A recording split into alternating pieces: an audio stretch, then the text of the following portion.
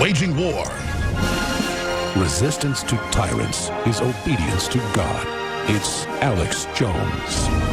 You know, I'm sitting here watching our corporate media that's been caught in the WikiLeaks talking about how to deceive the public, how to keep us in the dark, how to demoralize us. I mean, this is like stuff you'd read in a major war if you had enemy documents, like demoralize them. Because our media works for big multinationals that are totally cold-blooded. They're all about the bottom line. They're anti-free market. They're monopoly men. And they're so scared of Trump because I guess he just doesn't want America to sell out its greatness to create their corporate world government. But I don't have words to describe how crazy this is. But again, why do they want to shut down the independent media? Because we're bigger than them now. You add up the thousands of great websites and independent analysts, people like Gerald Celente and Matt Drudge and all the rest of the great people out there, we dwarf them. So they now want to censor us, and they're calling for that because they can't compete. Obama, 8 days ago, signed a law, 9 days ago, saying they can begin the process of shutting down the independent press. That's an establishment in its death throes. But nevertheless, for 18 days, they're still in charge, and clearly they're trying to create an atmosphere where the assassination of Trump could be sold, or the arrest of Trump claiming he's a Russian agent. They're in the Washington Post today, one day after they admit they put out a fake Russian hack story in the power plants, saying his response to the latest thing is that it's bull. He must be a Russian agent, and Putin isn't even expelling our diplomats after they said he had. Another fake story they put out. The Washington Post is the worst now. It's the leader in BS. It's now the you-know-what where the crap comes out. I mean, I'm sorry. It is the orifice. Worse than the New York Times, which is horrible. Maybe Gerald Celente disagrees with me, but this is a dangerous time. All I'm saying is pray, call Congress, call talk radio, whatever you got to do, just make a big noise and say, listen, Soros and Obama, you start a war, buddy. We blame you. I mean, they are hysterical, Gerald. They are like spoiled, rotten babies that have nuclear weapons. Quite frankly, I'm optimistic, but I'm also scared at the same time.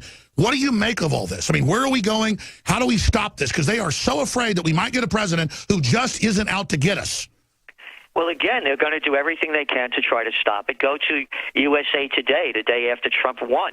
The headline read to the words to the effect a day or two after that he's going into office with 70-something lawsuits, rather than praising that we have a new president as they did when Obama won, or any president wins. It's been constant attacks. As I said to you, we remember, go back. The first thing was they were going to do a recount.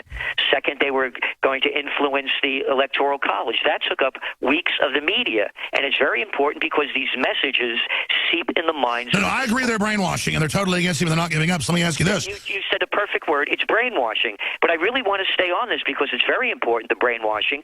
When you have a governor of a state, saying what this guy Shumlin said, this is a disgrace as an American that he is speaking like this, along with this other little boy, Welch. Yeah, Welch is the perfect word for him. Yeah, like welching on a bet.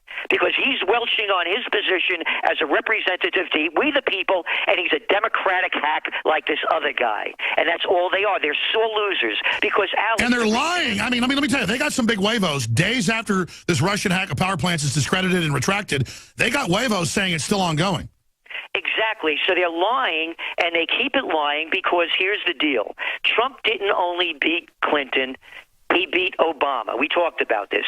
He beat Obama. They lost the Senate, and they lost the House. They lost a bunch of governors and 900-plus House seats in the states. Exactly. So it was a reflection on Obama's legacy. He beat Silicon Valley. They had the best algorithms. They had the best of everything working for Clinton, as WikiLeaks showed us with Jeff Schmidt. He beat the whole lot of arrogant pieces of trash.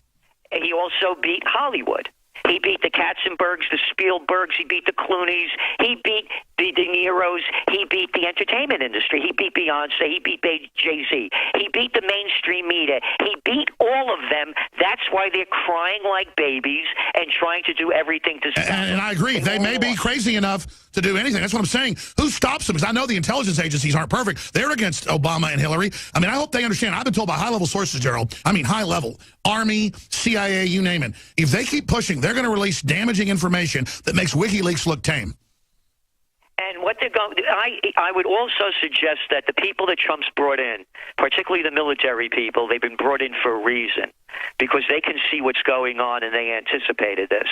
I don't know, I have no idea. I'm only looking from the outside. I do, and let me tell you, you're dead on. They are in fortress mode. Trump's looking nice to the public, but they know what's going on.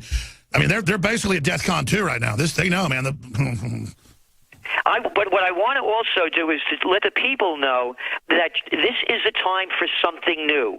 And Trump showed that. And I'm talking now in the business sense. Make it new. I just went through the whole list of everybody that lost.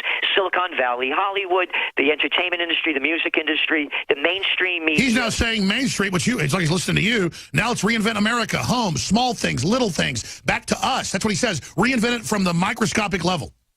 Think about the campaign slogan, Make America Great Again.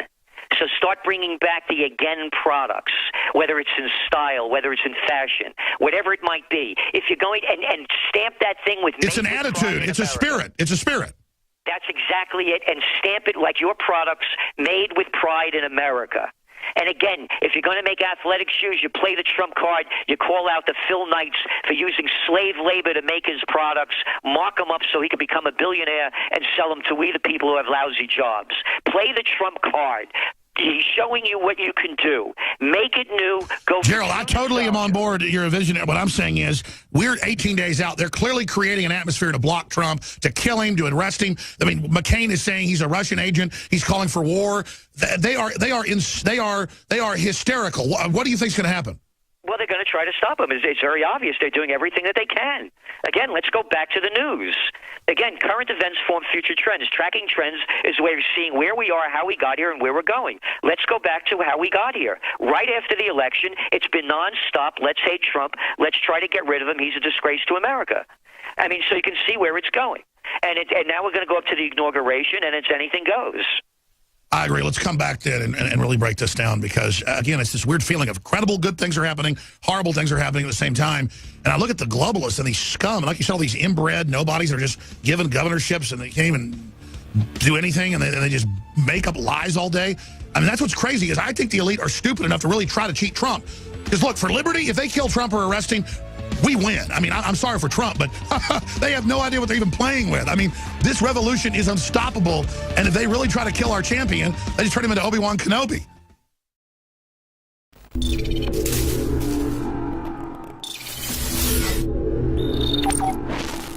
People have asked me for 20 years, Alex, why don't you have firearms and firearms accessory sponsors? And the answer is, it's a minefield. Well, in 2016, things changed.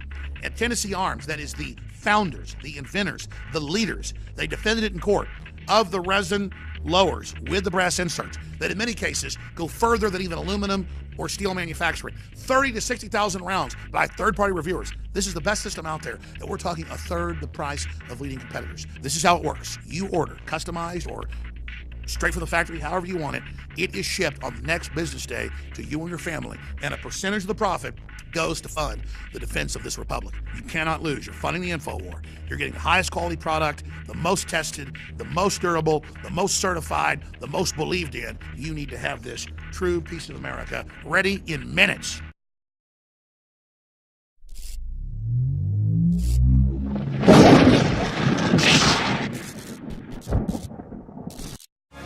Waging war. Resistance to tyrants is obedience to God. It's Alex Jones. You know, I'm sitting here watching our corporate media that's been caught in the WikiLeaks talking about how to deceive the public, how to keep us in the dark, how to demoralize us. I mean, this is like stuff you'd read in a major war if you had enemy documents, like demoralize them. Because our media works for big multinationals that are totally cold-blooded. They're all about the bottom line. They're anti-free market. They're monopoly men. And they're so scared of Trump because I guess he just doesn't want America to sell out its greatness to create their corporate world government. But I don't have words to describe how crazy this is. But again, why do they want to shut down the independent media? Because we're bigger than them now. You add up the thousands of great websites and independent analysts, people like Gerald Celente and Matt Drudge and all the rest of the great people out there, we dwarf them. So they now want to censor us. And they're calling for that because they can't compete. Obama, 8 days ago, signed a law, 9 days ago.